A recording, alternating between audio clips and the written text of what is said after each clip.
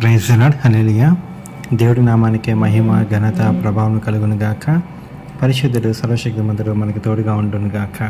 ఉదయకాల సమయంలో దేవుడు మనతో మాట్లాడుచున్న మాట విలాప వాక్యంలో నుంచి 3వ అధ్యాయము 27, 28 వచనంలో, యవ్వన కాలమున కాడి మోయిట నరునికి ఎంత మేలు, అతని మీద దానిని మోపినవాడు యెహోవాయే గనుక అతడు ఒంటరిగా కూర్చుండి మౌనంగా ఉండవలెను.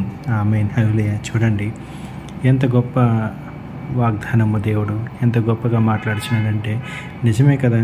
యవ్వన కాలమున కాడి మోయట నరునికి మేలు. ఏ కాడి మోయాలి యవ్వన కాలమున? ఏ బాధ్యతలు మోయాలి? ఏ బరువులు మోయాలి?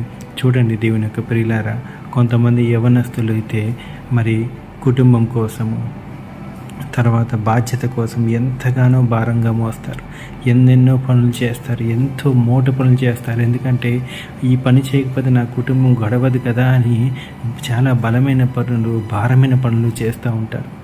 ఇంకొంతమంది యవ్వనస్తులు అయితే ఏం చేస్తారంటే ఏం చేయాలో తెలియక, ఎటు వెళ్ళాలో తెలియదు కాబట్టి, ఏ గమ్యంగా వెళ్ళాలో తెలియదు కాబట్టి వారందరూ కూడా టైంపాస్గా కాలం అంతా వెళ్ళగొడుతూ ఉంటారు. ఇంకొంతమంది యవ్వన కాలంలో ఉన్న మరి బిడ్డలైతే లోకంలో పడిపోయి లోకాన్నే చూసుకుంటూ లోకాన్నే జీవిస్తూ ఉంటారు. కానీ ఇక్కడ దేవుడు అంటున్నాడు, ఇంతమంది యవనస్తులు, కొంతమంది యవనస్తులు ఉన్నారంట, దేవునికి కావాల్సిన పిల్లలు కొంతమంది ఉన్నారంట. అయితే ఆ పిల్లలకు అంటున్నాడు దేవుడు, ఆ కాడి మోస్తేనంట అది మోపినవాడు యెహోవా కనుక ఒంటరిగా ఉండాలంట. కొంతమంది యవనస్తులు అయితే సంఘానికి వస్తారండి, మరి దేవుని ప్రార్థనలకు వస్తారు, దేవుని యొక్క యాక్టివిటీస్లో చాలా ఓపికగా ఉంటారు, చాలా ముందుంటారు. ఆయన పాటలు పాడాలన్నా, ఆయన ఆరాధించాలన్నా, స్తుతించాలన్నా, ఎక్కడైనా మీటింగ్స్ పెడుతున్న మీటింగ్స్ పనుల్లో, అదే రీతిగా చర్చికి కావాల్సిన పనుల్లో చాలా హుషారుగా ఉంటారు, చాలా ముందుంటారు. కానీ వారింట్లో ఏదో ఒక ప్రాబ్లమ్స్ ఉంటాయండి, వారింట్లో ఏదో ఒక శ్రమలు ఉంటాయి. అయితే ఆ శ్రమలన్నీ కూడా దాచుకొని ఆ పని, దేవుని యొక్క పని చేస్తూ ఉంటారు. అందుకే దేవుడు అంటున్నాడు, ఇవన్నీ కూడా దేవుడు అంటున్నాడు, నీకు వచ్చిన శ్రమ అంతా కూడా దేవుడే పెట్టాడు అంటున్నాడు. ఎందుకని? అది ధన్యత అంట. ఎందుకు ధన్యత అంటే దేవునికి ఆశీర్వాదం కొరకే. అతని మీద దేవుడే మోపాడు కాబట్టి మనం మౌనంగా ఉండాలంటున్నాడు. ఈ కష్టము దేవుడే నీకు తీసుకొచ్చాడు, ఈ బాధ దేవుడే నీకు కలగజేశాడేమో, నువ్వు మౌనంగా ఉండు, దేవుడు సమస్తము చూసుకుంటాడు. ఒకటి జ్ఞాపకం చేసుకోండి, ఎవరికైనా గాయం తగిలితే ధనం ఉంటే ఆ హాస్పిటల్కి వెంటనే పరిగెడతారు. ధనం లేకపోతే ఆ గాయానికి మందు అంటే ఆయిల్, నూనె లేకపోతే ఆయిల్ లేకపోతే ప్రార్థన చేసుకుంటూ ఇంట్లో గడుపుతారు. అదే ధనం ఉన్నవారైతే వెంటనే హాస్పిటల్కి వెళ్ళిపోయి దానికి కట్టించుకొని దానికి కావాల్సిన మందులు తీసుకుంటారు. మరి ధనం లేనివాడు ఏ ఆశతో చూస్తాడు? దేవుడే ఆ గాయాన్ని తగ్గించాలని కదా చూసేది. అందుకే దేవుడు అంటున్నాడు, ఈ దినమున ప్రియ సహోదరుడా, సహోదరి, నీకు ఏ గాయం తగిలిందో తెలియదు, కానీ దేవుడైతే ఆ గాయాన్ని ఒకవేళ దేవుడే పెడితే కనుక అది నీకు ధన్యత కోసమే అంటున్నాడు. నీ కోసమే, నీ జీవితం బాగుపడాలని, నీకు ఆశీర్వాదం ఇవ్వాలని అంటున్నాడు దేవుడు. నువ్వు గనక దేవుని వైపు తిరిగి ఏ బాధలు రాని, ఏ శ్రమలు రాని, దేవునితో ఉండి దేవునితో గడిపితే గనక అవన్నీ కూడా దేవుడు నిమిషంలో తీసేస్తా అంటున్నాడు. ఎందుకంటే ఈ కాడి మొయ్యాలంట, కొన్ని రోజులు, కొన్ని దినములు దేవుని యొక్క కాడి మొయ్యాలంటున్నాడు ఆయన. ఇది పెట్టింది ఆయన కాబట్టి మనం మొయ్యాలి. ఇది పెట్టింది ఆయన కాబట్టి ఆయనకి తెలుసు, ఈ బరువు ఆయనకి తెలుసు, ఈ బాధ ఆయనకి తెలుసు, ఈ భారం ఆయనకి తెలుసు. అయితే మనం ఏం చేయాలంటే కొన్ని దినములు మొయ్యాలి, తప్పదు.